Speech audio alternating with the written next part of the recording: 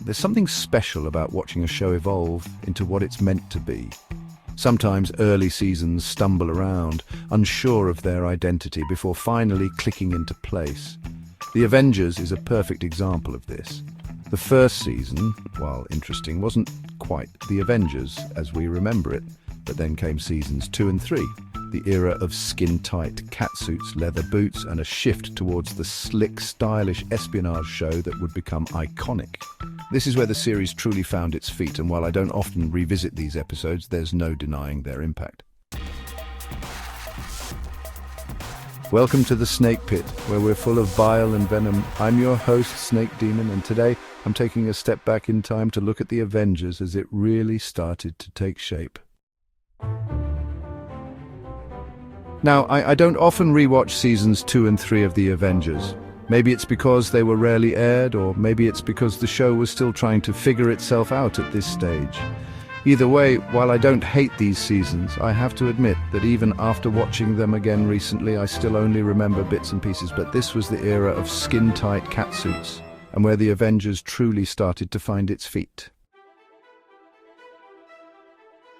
Season 1 was cut short due to a strike, and by the time production resumed, Ian Hendry had quit, leaving Patrick Macnee's John Steed to step into the spotlight. Instead of a single companion, Steed initially had a rotating trio: the forgettable Dr. Martin King, the bright-eyed nightclub singer Venus Smith, and of course the one who would define the show's future, Cathy Gale, played by Blackman.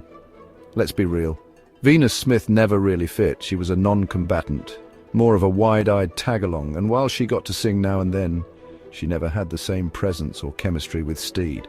Cathy Gale, on the other hand, was a game-changer. Confident, sharp-witted and skilled in judo, she didn't just keep up with Steed, she could hold her own in a fight. Her black leather outfits weren't just fashionable, they became iconic, to the point where Patrick Macnee and Blackman even released a novelty song called Kinky Boots. By season 3, Cathy Gale was Steed's sole partner, and the Avengers had settled into the mix of espionage and eccentricity that would define it. The sexual tension between Steed and Gale was ahead of its time, even if they never let things go beyond flirting. The stories were growing bolder, the villain's stranger, and Steed himself was evolving into the bowler hat-wearing, umbrella-wielding gentleman spy that would become legendary. And yet, even with all these important changes, these early seasons remain somewhat underappreciated. Maybe it's because they don't have the full polish of later years, or maybe it's because they weren't repeated as much, leaving them as a bit of a lost chapter in the show's history. Even now, I find myself remembering moments rather than entire episodes, but one thing's for sure, this was where the Avengers became the Avengers. Thanks for dropping by the Snake Pit, where we thrive on untapped potential and lost opportunities. Don't forget to subscribe and hit that bell, like the video, and leave your opinions in the comments, where, naturally, I won't read them. Until next time, stay venomous.